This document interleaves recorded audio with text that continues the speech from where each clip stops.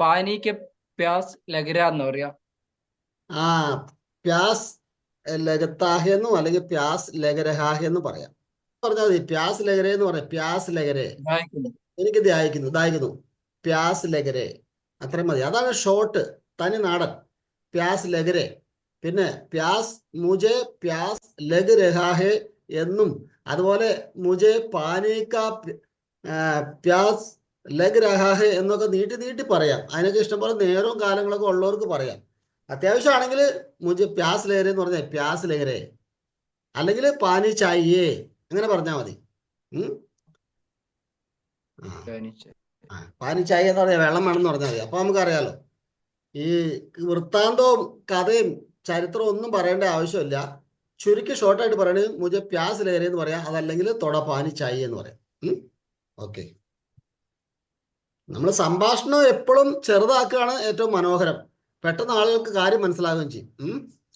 നമ്മൾ ആവശ്യമില്ലാതെ വാരി വലിച്ച് പറയണമെങ്കിൽ പറയാം. പക്ഷെ നമ്മൾ അത്രയും എക്സ്പെർട്ട് ആയതിനു ശേഷം നമുക്ക് വേണമെങ്കിൽ വാരി എന്തോ വൈകുക എന്ന് പറയുന്നത് എങ്ങനെയാന്ന്? വൈകുക ദേറോഗി എന്ന് പറഞ്ഞാൽ നേരം വൈകി. ദേറോഗി അത് നേരം ദേറോഗിയാ. ലേറ്റ് ഓകയാന്ന് പറയാം. അത് ഇംഗ്ലീഷും കൂടെ കൂട്ടിയിട്ടാ പറയണം. ലേറ്റ് ദേറോഗി എന്ന് പറഞ്ഞാൽ. ഓക്കെ.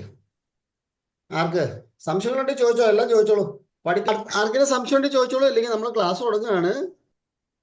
വഹ് കിസി ബി കാം കാ നഹി. വഹ് കിസി ബി കാം കാ നഹി. വഹ് കിസി ബി കാം കാ നഹി.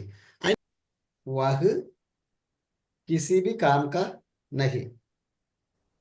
വഹ് കിസി ബി കാം കാ നഹി എന്ന് പറഞ്ഞു കഴിഞ്ഞാൽ അവനെ കൊണ്ട് ഒന്നിനും കൊള്ളൂല എന്നാണ് അർത്ഥം. അവനെ കൊണ്ട് ഒന്നിനും പറ്റില്ല. അവനെ കൊണ്ട് ഒരു പണിക്കും പറ്റില്ല. കാം കാ നഹി. വഹ് കിസി ബി കാം കാ നഹി എന്ന് പറഞ്ഞു അതിന്റെ അർത്ഥം അതാണ്. അവന് ഒരു പണിക്കും പറ്റില്ല. ഒരു കാര്യം ഏൽപ്പിച്ചാൽ മര്യാദയ്ക്ക് ചെയ്യില്ല. ഐസ ഗുസ ക്യോം കർത്തേ എന്നാണ് അതിന്റെ അർത്ഥം. ആപ് ക്യോം ഹമേശ ഗുസ രക്തേ ഹേ. ആപ് ക്യോം ഹമേശ ഗുസ രക്തേ ഹേ. നിങ്ങൾ എപ്പോഴും എന്തിനാ ദേഷ്യപ്പെട്ടുകൊണ്ടിരിക്കണേ? ആപ് ക്യോം ഹമേശ ഗുസ രക്തേ ഹേ. അങ്ങ് എന്തിനാണ് എപ്പോഴും ഇങ്ങനെ ദേഷ്യപ്പെടുന്നത് എന്നാണ് അർത്ഥം. എപ്പോഴും. ഹമേശ എന്ന് പറഞ്ഞാൽ എപ്പോഴും. ഓൾവേസ്. ഗുസ രക്തേ ഹേ, ദേഷ്യപ്പെടുന്നു.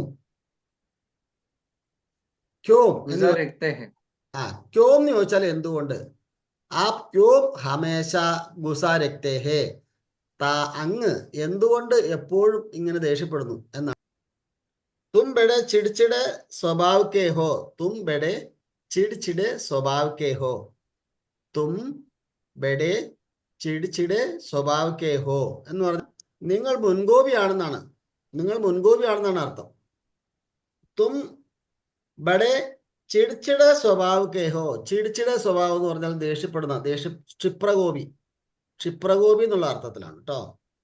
തും ബെടെ ചിടിച്ചിടെ സ്വഭാവ് കെ ഹോ. തും ബെടെ ചിടിച്ചിടെ സ്വഭാവ് കെ. തും എന്ന് പറഞ്ഞാൽ നിങ്ങൾ, ബെടെ എന്ന് പറഞ്ഞാൽ വലിയ, ചിടിച്ചിടെ സ്വഭാവിക എന്ന് പറഞ്ഞിട്ടുണ്ടെങ്കിൽ ക്ഷിപ്രകോപി ആയിട്ടുള്ള ഒരു സ്വഭാവം, അതാണ് ഉദ്ദേശം. തും ബഡെ ഗുസ്സേവാലെ ഹേ. തും ബഡെ ഗുസ്സേവാലെ ഹേ എന്ന് പറഞ്ഞാലും മതി. അത് ലോക്കലായിട്ട് നമുക്ക് അങ്ങനെ പറയാം. സാധാരണ നാടൻ ഹിന്ദിയിൽ അങ്ങനെ പറയാം. തും ബഡെ ഗുസ്സേവാല എന്ന് പറഞ്ഞാൽ ദേഷ്യക്കാരൻ.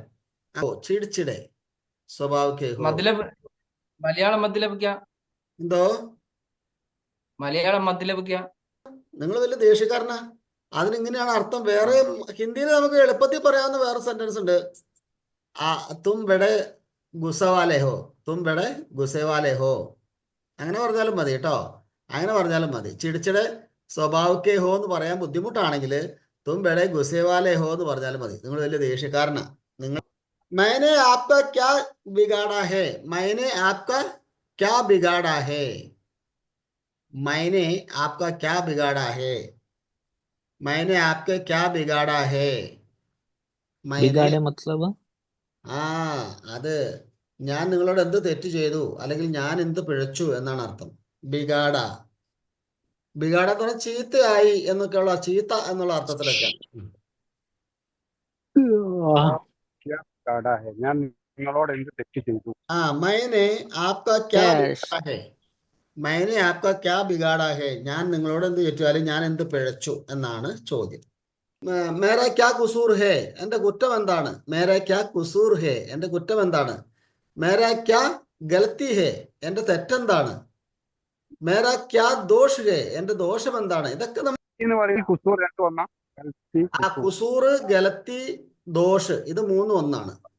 ആ ഗലത്തി ഗലത്തി ഗലത്തി എന്നും പറയും ഗലത്തി എന്നൊക്കെ പറയും. അത് ഓരോരുത്തരുടെ ശൈലിയാണ്. ഗാലത്ത് എന്ന് പറയുന്നത് ഗാലത്ത് ഗൽത്തിയാ ഗാലത്ത് गलत नहीं है. ഗലത്തി ഗലത്തി എന്ന് മാത്രമേ പറയൂ. ഗാലത്തി ഒന്നുമല്ല, അത് തെറ്റാണ്.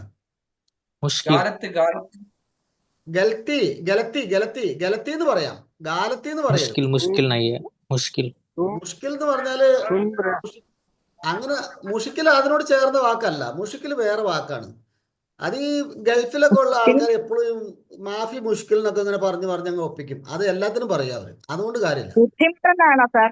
എന്തോ മുഷ്കിൽ മുഷ്കിൽ ബുദ്ധിമുട്ടെന്നാണോ? Close ആ close. മുഷ്കിൽ എന്ന് പറഞ്ഞാൽ ബുദ്ധിമുട്ടെന്നുള്ള അർത്ഥമാണ്. ഗലത്തി എന്ന് പറഞ്ഞാൽ തെറ്റെന്നാണ് അർത്ഥം. അതിന് വേറെ ഒരു അർത്ഥമില്ല. ഗലത്തി എന്ന് പറഞ്ഞാൽ തെറ്റെന്നുള്ള അർത്ഥമാണ്, വേറെ ഒരു അർത്ഥമില്ല അതിന്. ഗലത്തി. അതുപോലെ കുസൂർ കുറ്റം. കുസൂർ എന്ന് പറഞ്ഞാൽ കുറ്റം. ദോഷം എന്ന് പറഞ്ഞാൽ ദോഷം, എന്റെ ദോഷം, അങ്ങനെ കുറ്റം എന്നുള്ള അർത്ഥം ഉണ്ടായിരുന്നു. സാർ ഈ ആസ്പാസ് എന്ന് വെച്ചാൽ ആസ്പാസ് എന്ന് പറഞ്ഞാൽ ചുറ്റുവട്ടത്ത്, ചുറ്റുവട്ടം. Day before yesterday. Day before yesterday എന്ന് പറഞ്ഞു കഴിഞ്ഞാല് പർസു പർസു പർസു Parso means പർസു Day before. യെസ്റ്റർഡേ എന്നുണ്ട്. മറ്റന്നാ ആ മറ്റന്നാൾ രണ്ടർത്ഥമുണ്ട്. മറ്റന്നാൾ എന്നുള്ള അർത്ഥമുണ്ട്. രണ്ടത്തിന് ഡേ ഉപയോഗിക്കാം. After tomorrow, day after tomorrow എന്നുണ്ട്. അങ്ങനെയുണ്ട്. Parso. Day before yesterday, day after tomorrow, രണ്ടർത്ഥമുണ്ട് ആ പർസുവിന്. അകലെ എന്ന് Day പറഞ്ഞാൽ അകലെ എന്ന് day പറഞ്ഞാൽ before അടുത്തത്. yesterday. ഹലോ, അകലെ എന്ന് പറഞ്ഞാൽ അടുത്തത്, പകലെ എന്ന് പറഞ്ഞാൽ ആദ്യത്തേത്. അത് രണ്ട് വാക്കാണ്. അകലെ എന്ന് പറഞ്ഞാൽ അടുത്തത്, പകലെ എന്ന് പറഞ്ഞാൽ ആദ്യത്തേത്. അലഗ് എന്ന് പറഞ്ഞാൽ തനിച്ച്. അലകെന്ന് പറഞ്ഞാല് അതെ, അലകെന്ന് പറഞ്ഞാല് വേറെ അല്ലെങ്കിൽ തനിയെ എന്നൊക്കെയുള്ള അർത്ഥമുണ്ട്. അകലെ ദിൻ പറഞ്ഞാൽ അകലെ ദിൻ പറഞ്ഞാൽ അടുത്ത ദിവസം അടുത്ത ദിവസം. एक हफ्ता means one night. ഒരാഴ്ചയാണ് ഏക ഹഫ്ത എന്ന് പറഞ്ഞത്. പിന്നെ സപ്താഹ് എന്ന് പറയും. സപ്താഹ് രണ്ടും ഒന്ന് തന്നെയാണ്. സപ്താഹ്. One year. സാൽ, ഏക് സാൽ, एक साल. Okay okay. ഏക് സാൽ. ഏക് एक മഹിന, साल एक महीना एक ഒരു हफ्ता. മാസം. ഏക് മഹിന ഒരു മാസം. ഏക മഹിന എന്നാണല്ലേ? പറയുമ്പോ മൈന മൈന എന്നാ പറയാ. ഏക് മൈന. മഹിന എന്ന് എഴുതും, പറയുമ്പോ മൈന എന്ന് പറയും. ഏക് മൈന. വരെ അതായത് അതുവരെ സാർ വരെ. വരെ തക്ക് അതായത് തക്ക് അത് തക്ക് കേക്കൂ. ഇതുവരെ നിർത്ത്. ചോദിച്ചോണ്ടിരുന്ന് നമ്മൾ പറയണ കേൾക്കൂല. തക്ക് എന്നാണ് പറയാ, വരെ എന്നുള്ള ടിൽ. തക്ക് തക്ക് മനസ്സിലാക്കി ഇല്ലെങ്കിൽ ഒന്നും കൂടി ചോദിക്കാൻ ഇതുവരെ. ആ. ഇതുവരെ അങ്ങനെ പറയാം. അബു തക്ക്, അബു തക്ക്. अभी तक. അല്ലെങ്കിൽ യഹാം തക്ക് എന്ന് പറഞ്ഞാൽ ഇതുവരെ. യഹാം തക്ക്, ഇതർ തക്ക്, ഇതുവരെ. യഹാം തക്ക് അല്ലെങ്കിൽ ഇതർ തക്ക്, ഇതുവരെ. അബു തക്ക് എന്ന് ഉദർ പറഞ്ഞാൽ തക്ക്. ഇപ്പോൾ വരെ. അബു തക്ക് ഇപ്പോൾ വരെ. ഇന്ന് ഉദർ വരെ തക്ക്. എന്നുള്ള അർത്ഥമുണ്ട്. അബു തക്ക് എന്ന് പറഞ്ഞാൽ ഇന്ന് വരെ എന്നും അർത്ഥമുണ്ട്, ഇതുവരെ എന്നും അർത്ഥമുണ്ട്, ഈ സമയം വരെ എന്നുള്ള അർത്ഥമുണ്ട്. പിന്നെ ഏ പൽ തക്ക് എന്ന് പറഞ്ഞാൽ ഈ നിമിഷം വരെ എന്നുള്ള അർത്ഥമുണ്ട്. ഏ പൽ തക്ക്, ഏ പൽ തക്ക്.